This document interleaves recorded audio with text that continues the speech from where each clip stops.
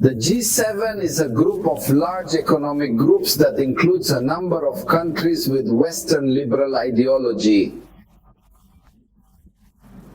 On June 17, it announced its statement regarding the Iran-Israel war. This statement, I see, reveals what is hidden in more than one point and shows the facts. Before we talk about the statement, let's take a brief idea of this group, the Group of Seven. It has high economic levels, led, of course, by America with Canada and Japan, and 4 countries from Europe: France, Germany, Italy, and England. The 7 countries are 7 countries that dealt with each other, an economic union, an informal union, meaning that it is not obligated to anything, but it takes it with some useful decisions. The 7 countries were founded in the year 75. At that time it was called the Union of 6 Nations, or the Group of 6. Canada was not among them in the year 76. A year later Canada joined the Group of 7.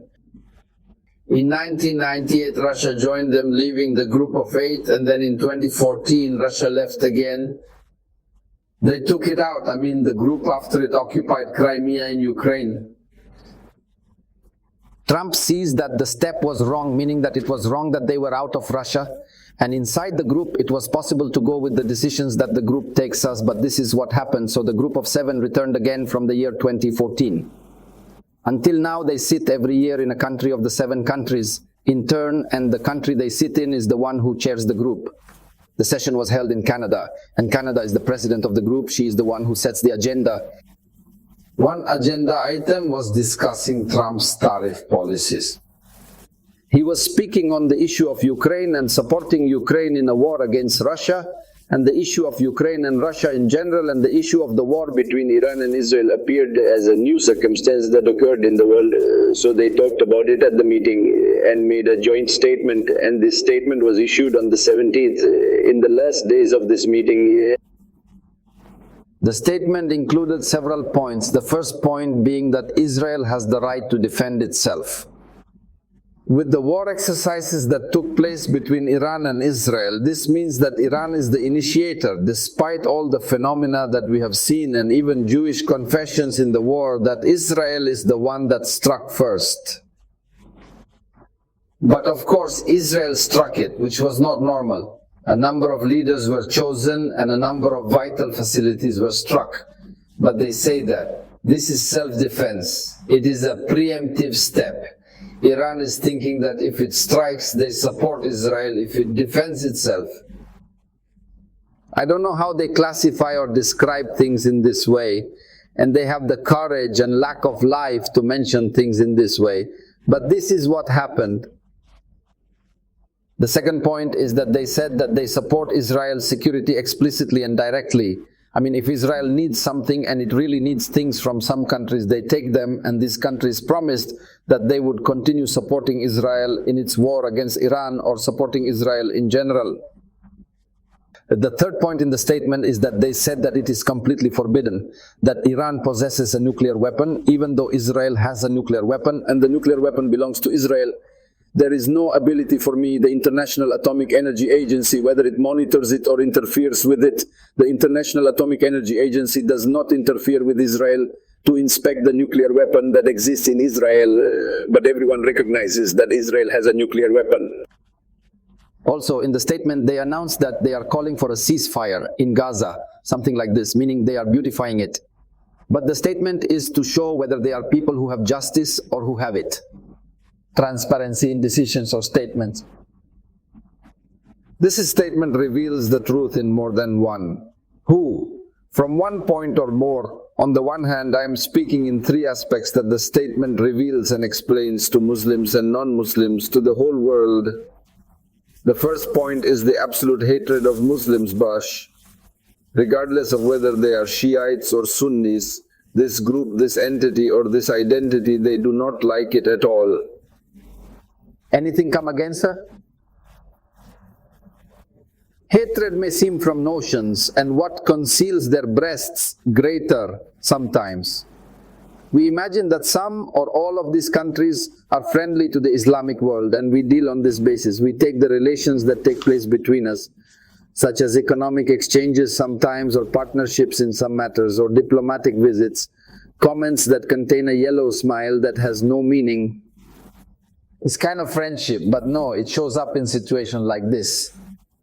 The facts, so that no one takes them. I mean, the issue is not easy.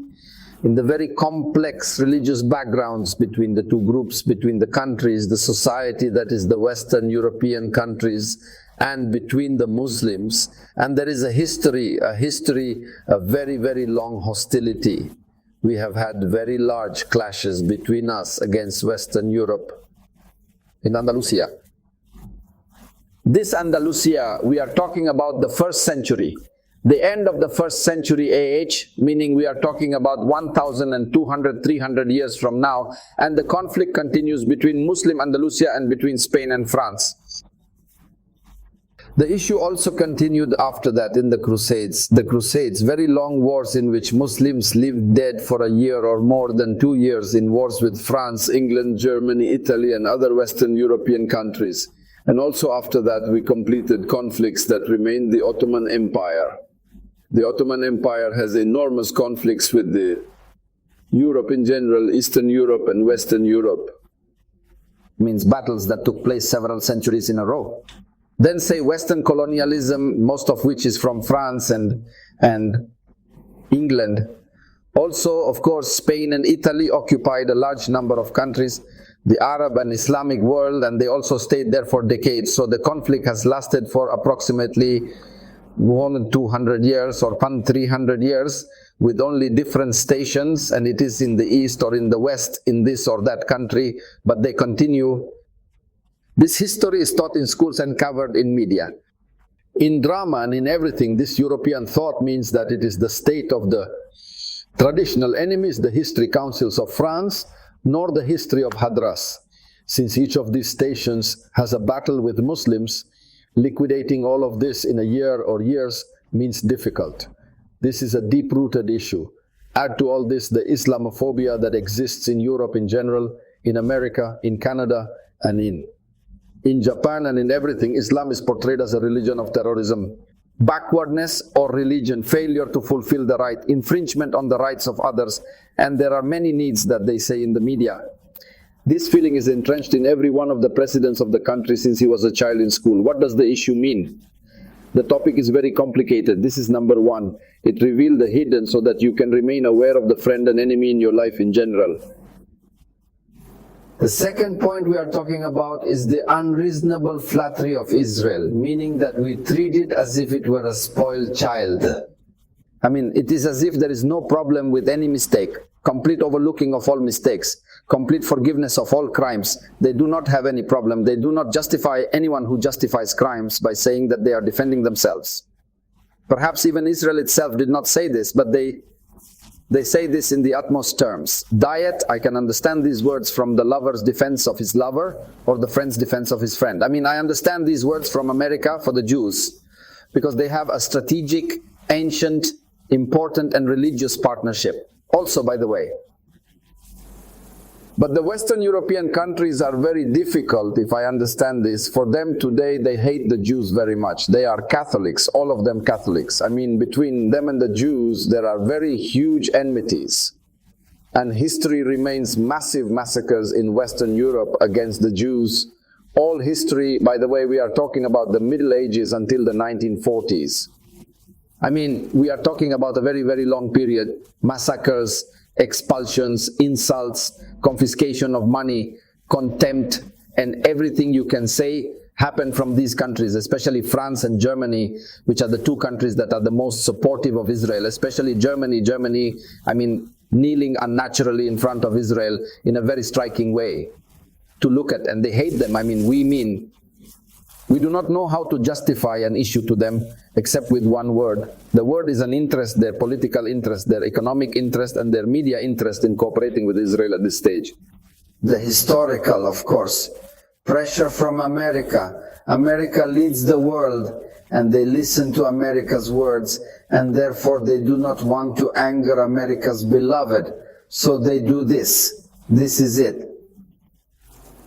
flattering Israel in an illogical and unreasonable way. The third point that we talk about in the episode and conclude with it, which is the issue of the collapse of the traditional world powers, France, England, Italy, Germany, the countries that had a role at a certain historical stage in the entire history.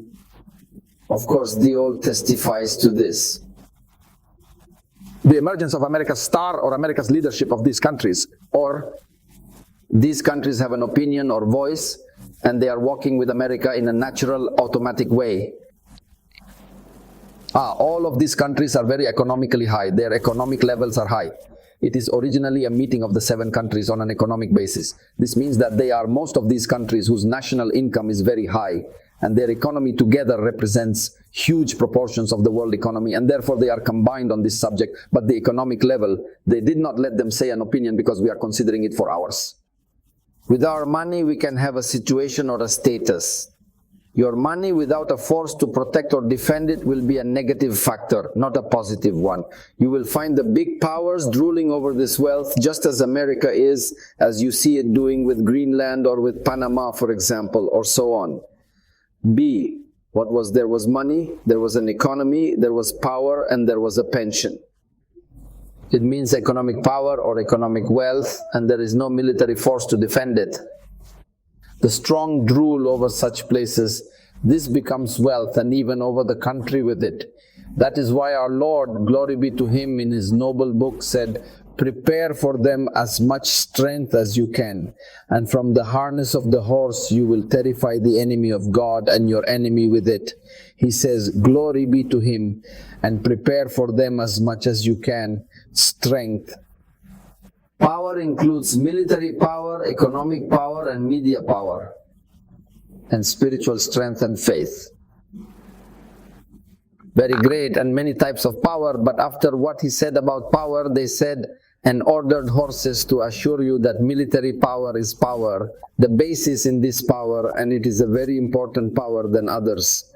All other types of power will collapse. So preparation must be at this level, and this is a very deep message to the Arab and Islamic peoples.